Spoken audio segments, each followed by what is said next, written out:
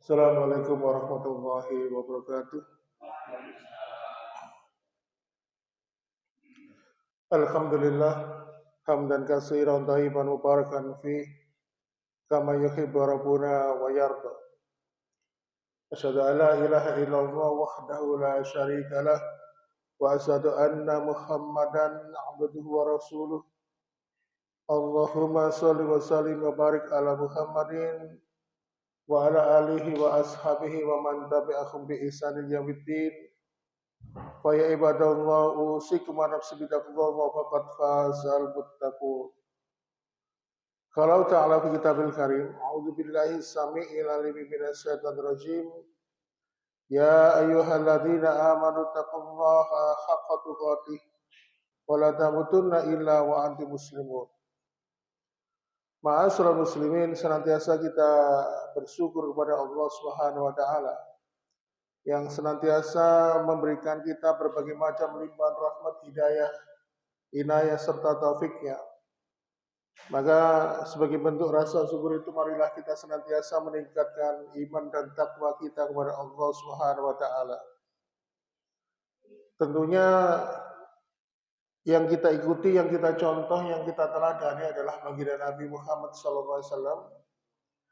Beliau mengajarkan kepada para sahabat dan juga kepada kita sekalian bahwa ketika kita mendapatkan nikmat, maka tidak ada langkah yang terbaik kecuali ketika nikmat itu senantiasa dibayar dengan meningkatnya kualitas iman dan takwa kepada Allah Subhanahu wa taala. Oleh karena itu, ma'asyiral muslimin, Pak Nakim Jalali Pak. Yo dan Mas Nakim beri kemauan. Mau pengeling ya. Soalnya besok itu kita tuh di akhirat itu ada saksinya, Pak. Termasuk foto, video itu saksi untuk hidup kita di akhirat.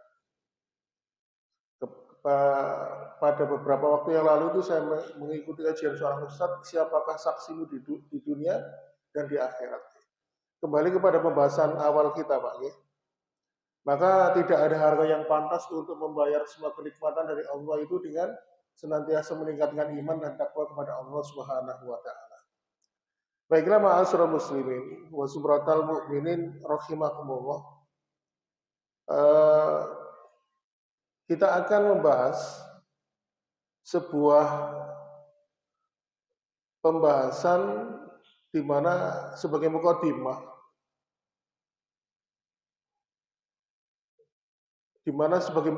ini kita akan membahas sebuah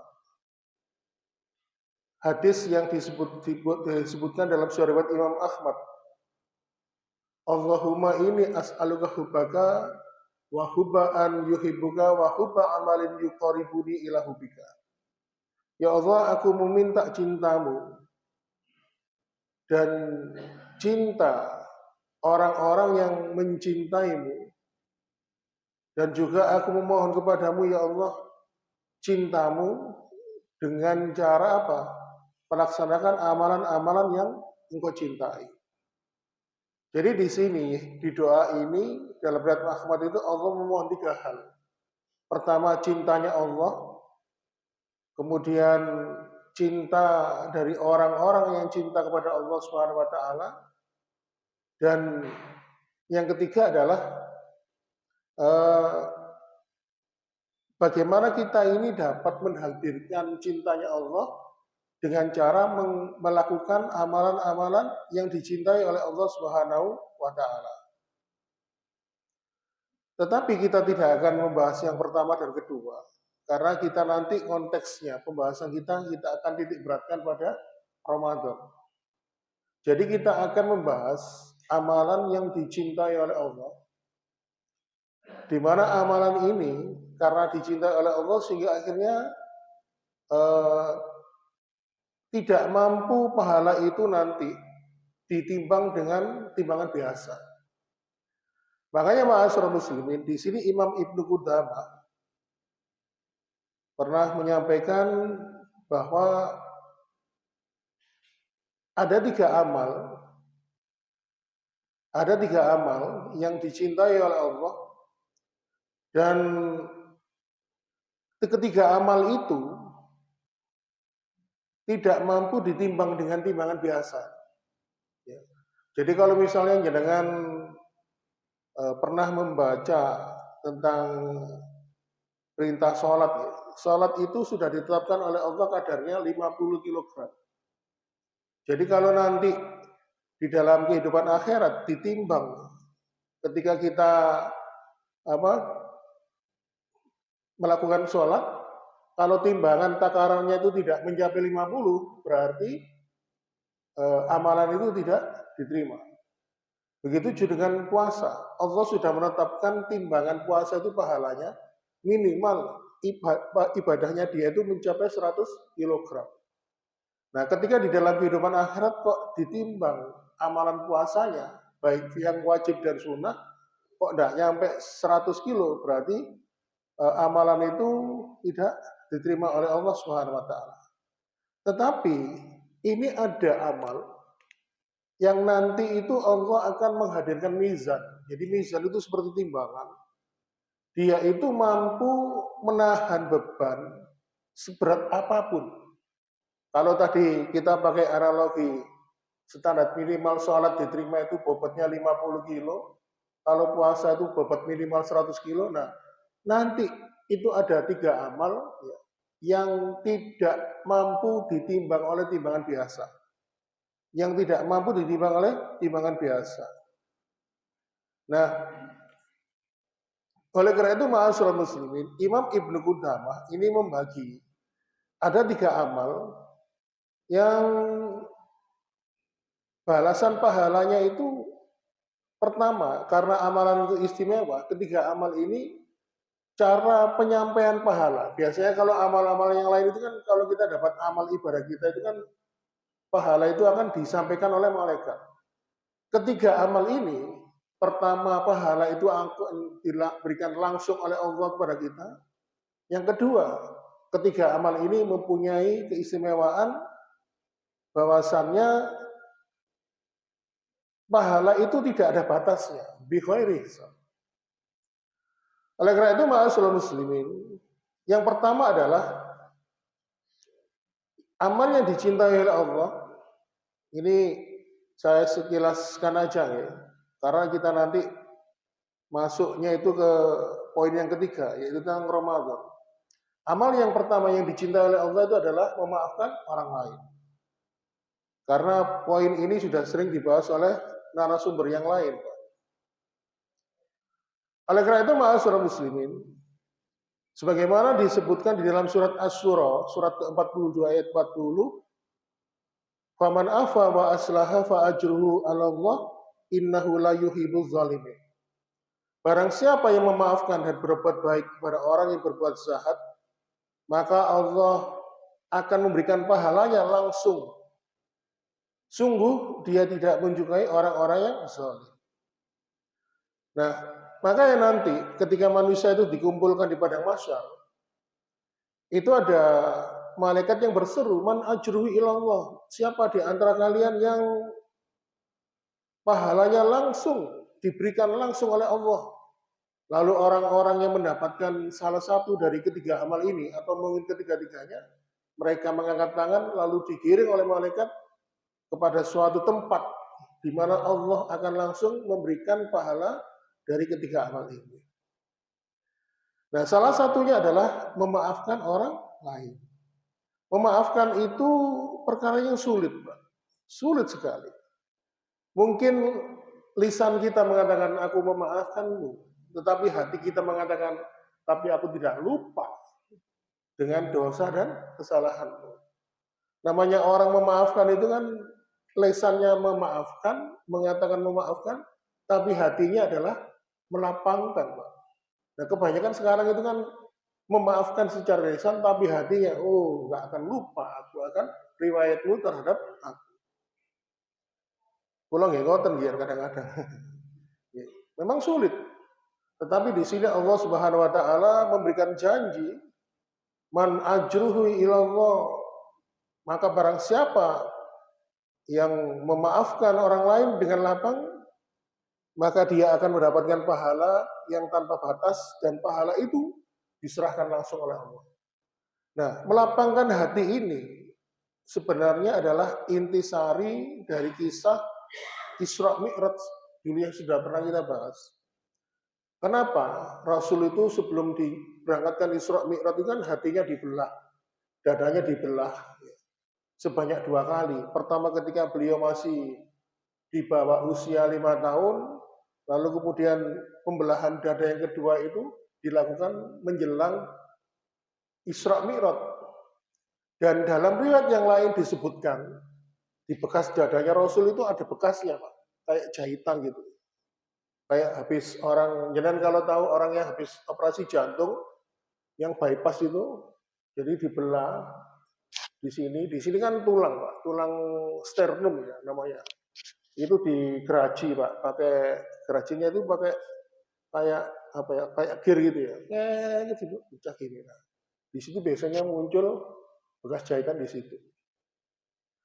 Nah,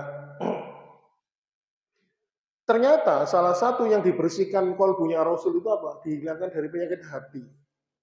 Makanya Kanjeng Nabi itu salah satu Nabi yang Rasul yang dikenal mempunyai kebersihan hati, mudah memaafkan.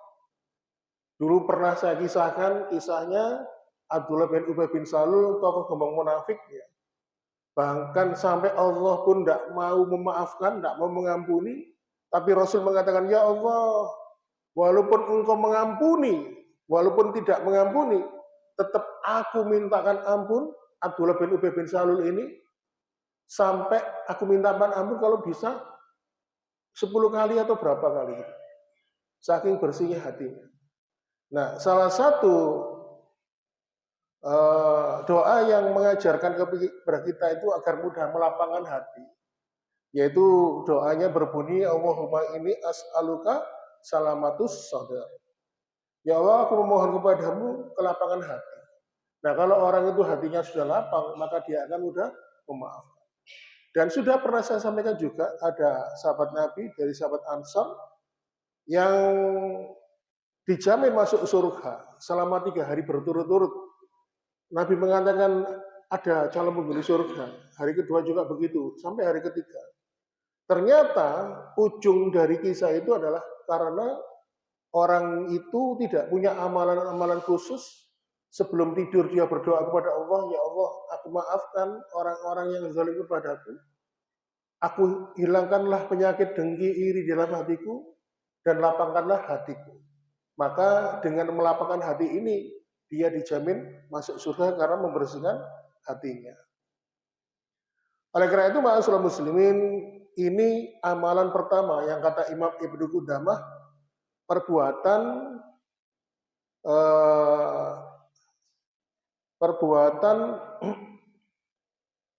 yang apabila dilakukan pahalanya tanpa batas, dan tidak itu saja, nanti pahalanya tanpa batas, maka tidak itu saja, yaitu apa? Pahalanya akan disetorkan langsung oleh Allah kepada yang bersangkutan. Kemudian yang kedua, amal yang dicintai oleh Allah dan balasan pahalanya tiada batas adalah senantiasa sabar. Selama ini kita mengenal sabar itu adalah ketika kita ini dapat ujian dan musibah. Padahal para ulama itu membagi sabar itu ada 3, dan sudah pernah kita sampaikan juga. Yang pertama adalah sabar istiqomah dalam menjaga ketaatan kepada Allah. Yang kedua adalah sabar menjaga diri dari larangan-larangan Allah. Baru sabar yang ketiga adalah sabar ketika mendapatkan ujian dan musibah. Maka kadang-kadang saya itu sering kalau di TV itu kan ada ustadz muda ya, menyampaikan Allah itu ketika memberikan ujian itu sesuai dengan kemampuan hambanya. Sampai ngutip surat Al-Baqarah yang terakhir itu. La yukallifullahu nafsan illa usaha. Jenengan kira-kira setuju sama mboten? Setuju sama mboten Ustaz yang ngomong? Ini sebenarnya hanya masalah pemahaman aja. Tapi kalau kita membaca tafsirnya, la yukallifullahu nafsan illa usaha, maksudnya Allah itu tidak akan membebankan syariat, beban kewajiban kepada hambanya sesuai dengan kemampuannya. Dan ayat ini kata ulama tafsir tidak ada hubungannya dengan mendapatkan ujian dan musibah. Karena apa? Namanya Allah itu kalau memberikan musibah itu kadang-kadang orangnya lo bisa sampai mati, Pak. Bayangkan, saking kerasnya. Makanya manusia yang paling mulia di sini adalah para nabi dan rasul yang bergelar ulul asmi. Ulul asmi itu ada nabi dan rasul 5 orang. Mimmi ya, Musa, terus kemudian siapa lagi? Nuh, Isa, Ibrahim, Muhammad. Kenapa? Karena disebutkan oleh Allah di surat Al-Ahqaf, surat ke-46 ayat terakhir, fasbir kama sabaru ulul asmi minar rasul. Bersabarlah seperti sabarnya para nabi ulul asmi itu. Makanya orang-orang yang diberikan kekuatan oleh Allah untuk bisa bersabar ini dijanjikan oleh Allah untuk orang-orang yang mendapatkan pahala yang sempurna tanpa batas. Sebagaimana disebutkan di surat ke-39, surat Az-Zumar ayat 10, innama yuwafas sabiruna ajrohum bi ghairi hisab.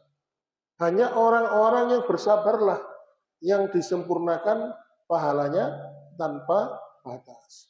Makanya nanti kalau tadi Bapak yang imami salat maghrib tadi kan baca surat Az-Zumar kan, ya, membaca surat Az-Zumar bahwa nanti manusia itu akan dikelompokkan, digiring sesuai golongannya. Ya. Zumaro ya. Nah, nanti ketika manusia masuk neraka itu juga berombongan. Manusia yang masuk surga juga berombongan. Dan mereka yang masuk surga, kata malaikat yang menjaga pintu surga disebutkan mengutip sebuah ayat yang mengatakan salamun alaikum bima sabartum. Selamat kalian bisa masuk surga ini karena kesabaran kalian. Oleh karena itu, ma'asyiral muslimin wa sumratul mukminin rahimakumullah, ini poin yang kedua. Sekarang kita menginjak poin yang ketiga yang akan menjadi pokok pembahasan kita, yaitu amalan yang ketiga yang dicintai oleh Allah dan pahalanya tiada batas, yaitu perbuatan amal ibadah puasa di bulan Ramadan. Kenapa saya kok mengatakan puasa, kok tidak tarawih, kok tidak qiyamul lail, kok tidak itikaf? Karena secara redaksional, secara redaksi, secara kalimat dijelaskan secara gamblang dalam hadis qudsi, Allah mengatakan wasaumi wa ana ajazibi. Sesungguhnya puasa itu adalah milikku dan aku yang akan membalasnya. Kenapa kok amal ibadah puasa kok miliknya Allah, kok bukan milik kita? Ya, kalau kita ini, kalau misalnya bukan karena pertolongan Allah, ya mungkin kita tidak bisa puasa, Pak. Karena satu-satunya ibadah yang bisa menghubungkan kita dengan Allah adalah puasa. Dan ini coba aja, kalau pas kita di rumah sendirian, di siang hari di bulan puasa, ya, di rumah itu banyak makanan, di kulkas banyak makanan, ada kolak dan sebagainya. Ya. Di lemari juga ada jajan-jajanan. Lalu kita merasakan lapar dan haus, terus tidak ada siapa-siapa. Waktu itu kita pas di rumah sendirian. Ya, terus rumah juga kondisi tutupan, tetangga tidak bisa lihat kita dari luar. Nah, tetapi kenapa kok kita tidak membatalkan puasa? Ya karena Allah bersama kita, Allah mengawasi kita. Ya. Begitu juga ada rasa kedekatan dengan Allah Subhanahu Wa Taala. Makanya kenapa ibadah puasa ini dikatakan oleh Allah wasaumu ini wa ana juzibi. Puasa ini adalah untukku dan aku yang akan membalasnya. Nah, dari kalimat ini muncul sebuah pemahaman. Coba kalau jenengan seperti Ustadz Ganang Edi Widodo dari Blitar tadi pagi, kalau kita ikut sholat subuh berjamaah, ya, lalu kita kemudian menunggu datangnya masuk terbit matahari, ya, mungkin diisi dengan kajian, mungkin diisi dengan duduk diam berzikir atau membaca Al-Quran, lalu setelah itu kita berdiri melakukan ibadah 2 rakaat namanya salat isyraq, maka beliau mengatakan, Rasulullah mengatakan tamah, sempurna, sempurna, sempurna. Artinya apa? Pahalanya seperti haji dan umroh dan itu sempurna. Di situ Rasulullah menyatakan, disebutkan jelas pahalanya. Kalau misalnya kita sholat berjamaah 5 waktu, dalam riwayat disebutkan kalau jamaah duhur sama asar 25 derajat. Kalau kita sholat maghrib, isya sama subuh 27 derajat. Kalau kita ini bersedekah, disebutkan 1 kali sedekah bisa dilipat gandakan hingga 100 kali lipat. Kalau kita berjihad di jalan Allah, berperang sampai mati, maka disebutkan balasannya apa? Mati syahid balasannya surga. Kalau kita ini umroh atau haji dan diterima ibadah kita umroh haji kita, apa? Mabrur, tidak ada balasan kecuali surga. Seluruh amal ibadah ini disebutkan pahalanya. Tapi kalau jenengan lihat pahala puasa, Allah mengatakan puasa ini untukku dan hanya aku yang membalasnya. Tidak disebutkan pahala puasa itu berapa. Coba jenengan cari dalilnya dari Al-Quran maupun hadis, apakah ada? Tidak ada disebutkan. Jadi puasa ini rahasia, dirahasiakan pahalanya oleh Allah Subhanahu wa taala. Dan kita tidak pernah menjumpai kalau kita berpuasa di bulan Ramadan kita akan mendapatkan sekian-sekian, tidak ada. Katanya Allah, puasa ini untukku, maka aku yang akan membalasnya. Sehingga para ulama ini pun memberikan beberapa penafsiran. Kalau ibadah puasa itu dikatakan oleh Allah, puasa ini adalah untukku dan aku yang akan membalasnya, maka para ulama mengatakan bahwa ibadah puasa itu adalah ibadah yang paling dicintai oleh Allah Subhanahu wa taala. Karena amal itu dicintai oleh Allah, maka Allah pun memberikan spesialis, yaitu disebutkan pahalanya itu akan diberikan langsung. Kata Allah, aku yang akan membalasnya. Artinya kalau kita dapat puasa, ibadah puasa, pahalanya kan langsung diberikan oleh Allah Subhanahu wa taala. Lalu kemudian besaran pahalanya dirahasiakan. Coba kalau jenengan punya anak atau punya istri yang sedang ulang tahun, ya, kalau ingin memberikan hadiah istimewa pasti bikin kejutan, surprise. Ayo ikut-ikut ayo. Mana mas? Ayo ditutup dulu matanya. Ya, gitu kan Pak. Lalu duduk di ruang tamu, dibuka matanya. Wah. Tapi kalau hadiahnya ecek-ecek, ayo nang terowongan benteng itu sego goreng. Biasa Pak. Atau nang sunrise nyoba boleh ayam fried chicken misalnya. Disebutkan, tapi kalau kita mau memberikan kejutan kepada orang yang kita cintai, keluarga kita, pasti kita rahasiakan pahalanya. Begitu juga Allah ketika akan memberikan pahala puasa yang begitu besar, dirahasiakan. Sesungguhnya puasa ini untukku, maka aku yang akan membalasnya. Oleh karena itu, ma'asyiral muslimin wa subratal mu'minin rahimakumullah. Makanya kalau kita melihat secara lebih luas di bulan Ramadan, ya dengan kalau sekarang masuk bulan Sa'ban kan biasa ya rasanya. Masuk bulan Dzulhijjah biasa. Masuk bulan Muharram tahun baru Islam juga biasa. Coba kalau nanti masuk bulan puasa, bulan Ramadan, wah auranya beda.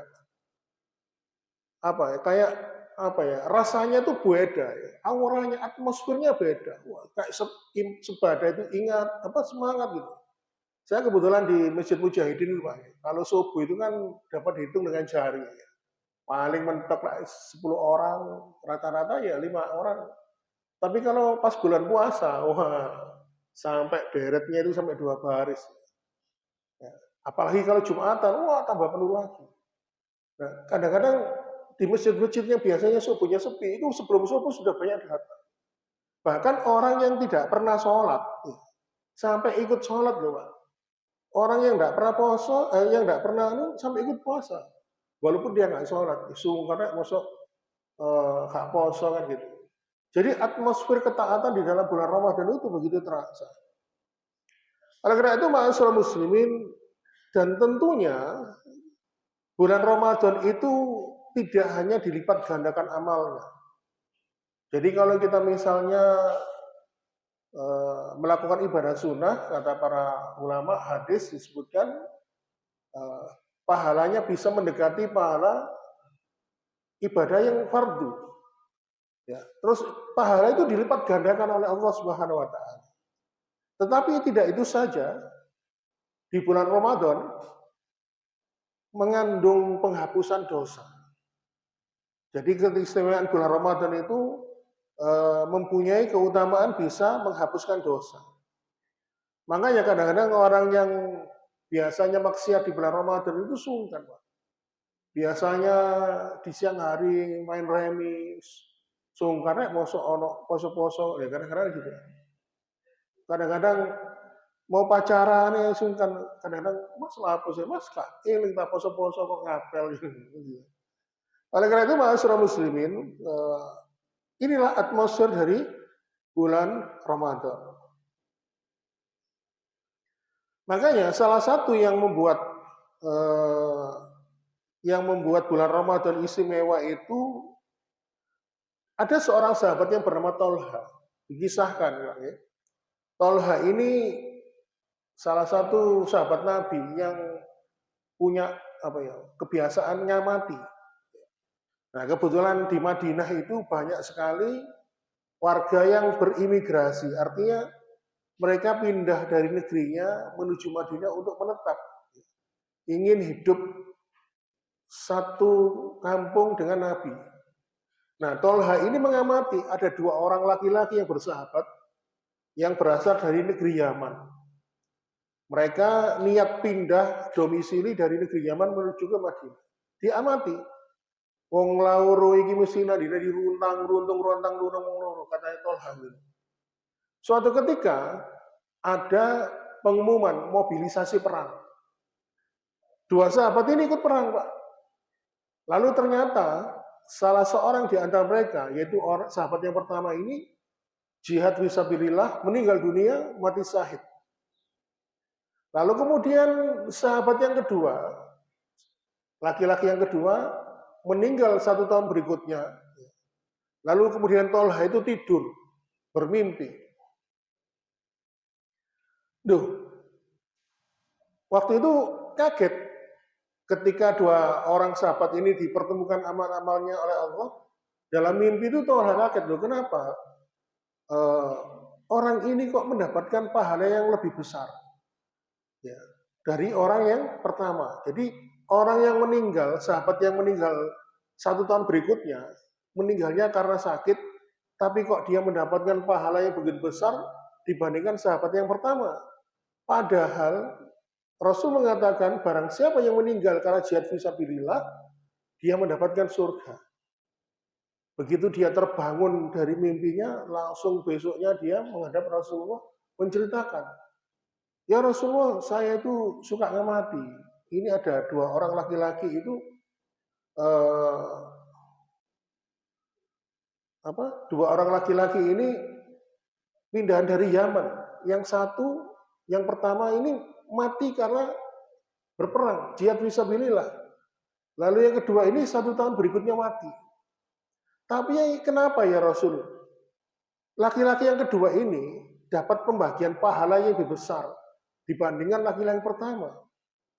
Lalu Rasulullah diam sejenak, terus kemudian, bukankah laki-laki yang kedua yang mati belakangan 1 tahun berikutnya itu dia sempat melakukan ibadah di bulan Ramadan. Sedangkan laki-laki pertama tadi, ya, laki-laki yang pertama tadi yang mati di medan peperangan, ketika dia mati belum sempat beribadah di bulan Ramadan. Kamu tahu kan, kata Rasulullah, bahasa bebas banget, bahwa Allah itu melipat gandakan pahala di bulan Ramadan. Bayangkan, amalan sunnah aja dilipat gandakan pahalanya mendekati pahalanya amalan wajib. Apalagi amalan yang wajib dilipat gandakan sesuai dengan kehendak Allah. Makanya dia mendapatkan keutamaan bulan Ramadan, walaupun dia 1 bulan sempat hidup 1 bulan di bulan Ramadan, tapi mampu mengalahkan keutamaan dari sahabatnya yang mati karena jihad fisabilillah. Maka inilah ma'asyiral muslimin keutamaan Ramadan itu yang harus kita mumpung sekarang masih di pertengahan bulan Sa'ban ya. Karena besok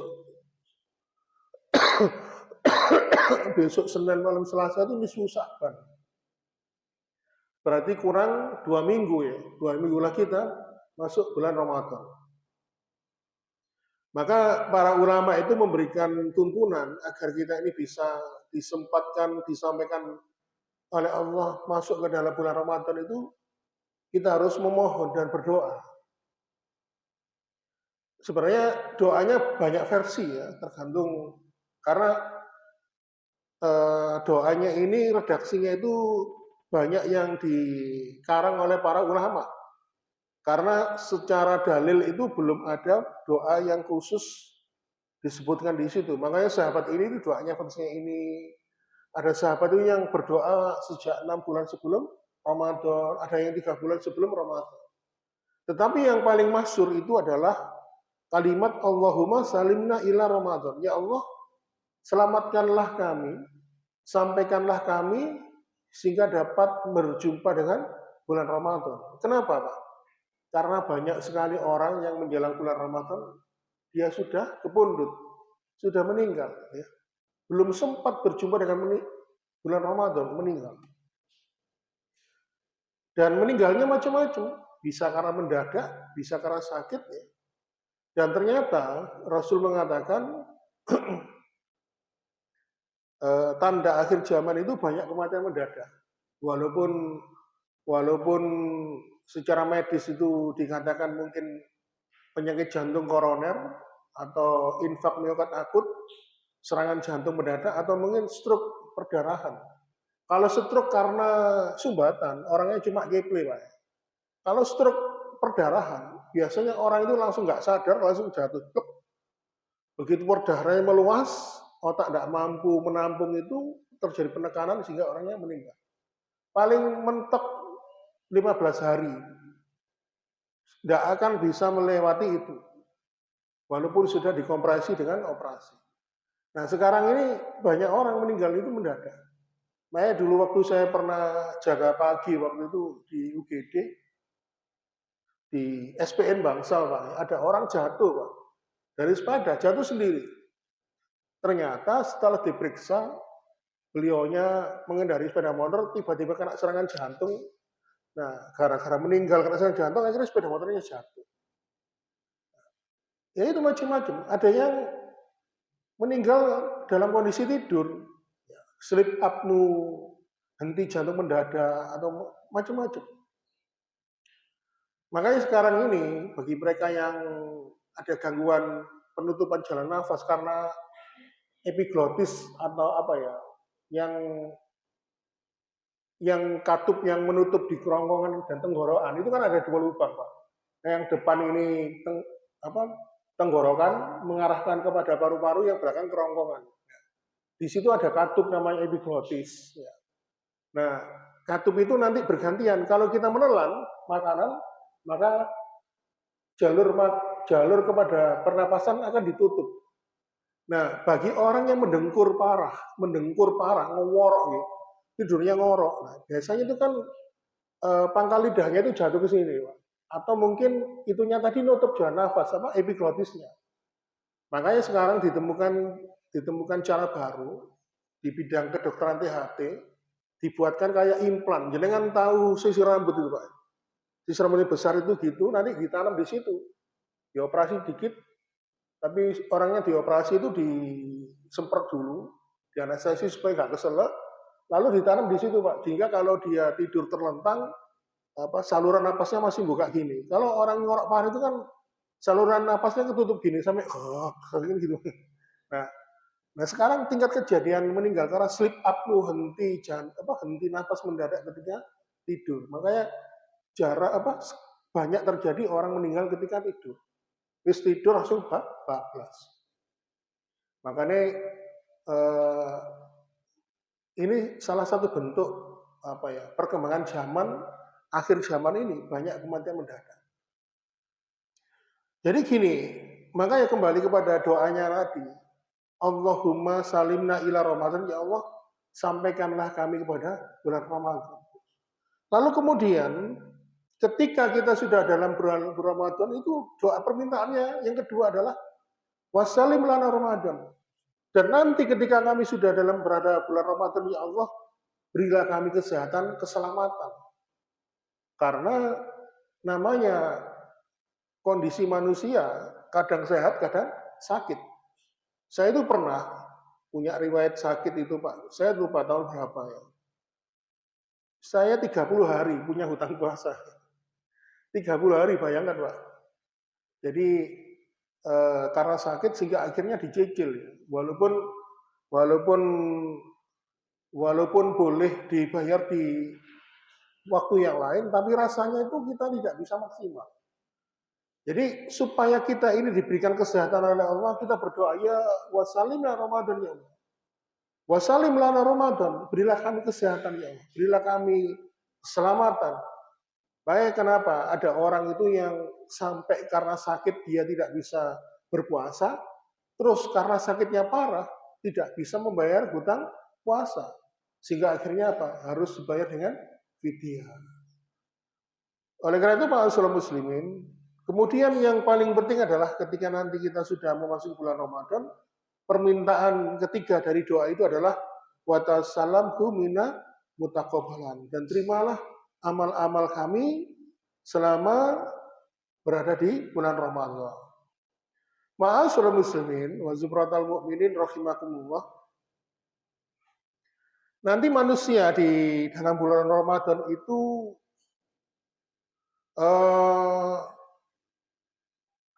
terbagi menjadi 4 golongan.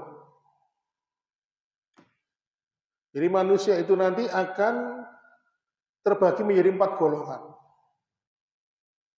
Tapi sebelum saya menyampaikan itu, Rasul itu pernah diriwayatkan ketika beliau di bulan Ramadan, beliau itu ketika akan naik mimbar di Masjid Nabawi, kan di Masjid Nabawi itu mimbarnya itu ada tangganya ya, tiga tangga, 1, 2, 3. Ketika naik tangga yang pertama, Rasul mengatakan amin. Ketika naik tangga yang kedua, Rasul mengatakan amin. Lalu naik tangga ketiga, Rasul mengatakan amin. Lalu kemudian setelah beliau berkhutbah, selesai khutbah, selesai ceramah, para sahabat penasaran, ya Rasul, apa yang engkau aminkan? Kamu tadi menyebutkan kata amin sebanyak 3 kali. Lalu Rasul mengatakan, aku mendengar 3 doa malaikat Jibril. Dan aku mengatakan amin. Ya. Yang pertama, malaikat Jibril berdoa, celaka bagi orang yang diberikan kesempatan untuk menjumpai orang tuanya yang sudah sepuh, akan tetapi tidak bisa menjadikan orang tuanya itu menjadi sebab masuk ke dalam surga. Kemudian yang kedua, aku mendengar juga malaikat Jibril berdoa, sungguh celaka bagi orang yang diberikan kesempatan untuk memasuki bulan Ramadan, tetapi dia tidak mendapatkan ampunan dari Allah Subhanahu wa Ta'ala. Kemudian yang ketiga, aku mendengar malaikat Jibril mengatakan, sungguh celaka bila disebutkan nama Nabi Muhammad, dia tidak bersolawat. Lalu aku mengucapkan amin. Nah, yang jadi pembahasan titik berat kita adalah yang poin kedua. Ketika malaikat Jibril berdoa, sungguh celaka bagi manusia yang memasuki bulan Ramadan, sampai dia keluar dari bulan Ramadan, dia tidak mendapatkan ampunan dari Allah Subhanahu wa Ta'ala. Makanya ma'asyiral muslimin, Rasulullah pun mengaminkan. Sehingga akhirnya para ulama pun membagi manusia itu nanti ketika masuk bulan Ramadan menjadi 4 golongan. Golongan yang pertama, mereka itu adalah orang yang peduli. Mereka itu adalah orang yang tidak peduli. Buh ikut bulan Ramadan teko apa enggak peduli. Tidak punya kepentingan. Ya, walaupun tidak ada bulan Ramadan, ya enggak masalah. Ketika ada bulan Ramadan juga enggak merasa. Kenapa? Mereka tidak menganggap bulan Ramadan itu ada. Dan ini banyak terjadi, Pak ya. Orang Islam, tapi ternyata Islamnya KTP. Menganggap bulan Ramadan ada apa enggak itu enggak penting bagi dia. Maka kalau ada orang yang tidak bergetar hatinya dengan kedatangan bulan Ramadan, maka dia tidak punya peluang masuk surga. Karena apa? Karena pintu surga disebutkan dalam sumber riwayat salah satunya adalah pintu Ar-Rayyan, yaitu pintu bagi orang-orang yang berpuasa. Kemudian golongan manusia yang kedua dalam bulan Ramadan adalah ada orang yang senang dengan datangnya bulan Ramadan, dia melakukan kebaikan, melakukan ketaatan, tetapi dia melakukan itu hanya di awal-awal bulan Ramadan. Makanya kalau terawih itu seminggu pertama itu full, seminggu kedua mulai berkurang, barisannya tambah maju. Makanya semakin mendekati akhir bulan Ramadan, sepi pasar dan mal yang ramai. Jadi mereka ini hanya semangat beribadah di bulan Ramadan ketika di awal-awalnya. Kemudian golongan yang ketiga, mereka awalnya bersemangat beribadah di bulan Ramadan, ya, semangat. Lalu kemudian di pertengahan futur mengalami keputus asa, ya, mengalami apa? Lemah semangat, sehingga akhirnya banyak melalaikan, tidak banyak meremehkan masjid. Tetapi mereka akan semangat pagi di 10 hari terakhir, tapi khusus hanya malam-malam ganjil tok. Padahal Allah yang kita sembah di bulan Ramadan itu juga terdapat di malam yang genap. Makanya para ulama itu ada yang berpendapat bahwa tidak menutup kemungkinan Lailatul Qadar itu juga terjadi di malam yang genap. Nah, sampai yang ketiga ini kita harus bisa meraba. Kira-kira kita masuk yang mana? Kemudian yang golongan keempat adalah yaitu orang-orang yang ketika memasuki bulan Ramadan pada 10 hari pertama semangatnya tinggi. Lalu kemudian masuk pada 10 hari kedua, semangatnya meningkat. Lebih tinggi dari semangat 10 hari pertama. Dan ketika Ramadan itu tinggal 10 hari di akhir, semangatnya semakin tinggi lagi. Maka inilah semangatnya menjalani Ramadan seperti yang dijalankan oleh baginda Nabi Muhammad SAW. Maka kita renungkan perkataan dari Imam Ibnu Rajab, min sawabil hasanah al hasanatu ba'daha. Pahala atas kebaikan itu diberikan oleh Allah dengan melakukan kebaikan yang lebih besar. Artinya gini, kalau kita ini misalnya di bulan Ramadan, kita ini terbiasa puasa, maka di luar bulan Ramadan kita akan menambah ketaatan itu. Nambah dengan puasa 6 hari di bulan Syawal. Kemudian puasa-puasa sunnah. Kalau di bulan Ramadan itu kita biasa qiyamul lail, sholat malam, yaitu sholat tarawih, di bulan Ramadan kita pun juga sholat malam.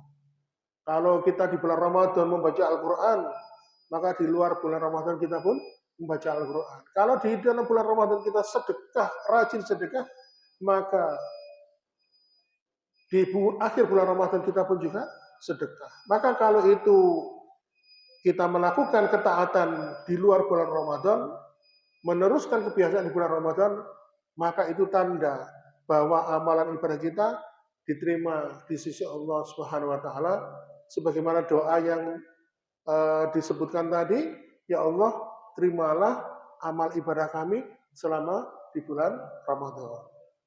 Baiklah ma'asyiral muslimin wa zumratal mukminin rahimakumullah, karena sudah memasuki waktu Isya, marilah kita tutup pembahasan kita pada malam hari ini. Semoga bisa memberikan manfaat. Sekali lagi mohon maaf bila ada kekurangan, baik kata-kata maupun sikap.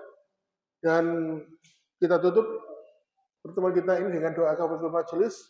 Subhanallahumma wa bihamdika asyhadu an la ilaha illa anta astaghfiruka wa atubu ilaik. Wassalamualaikum warahmatullahi wabarakatuh.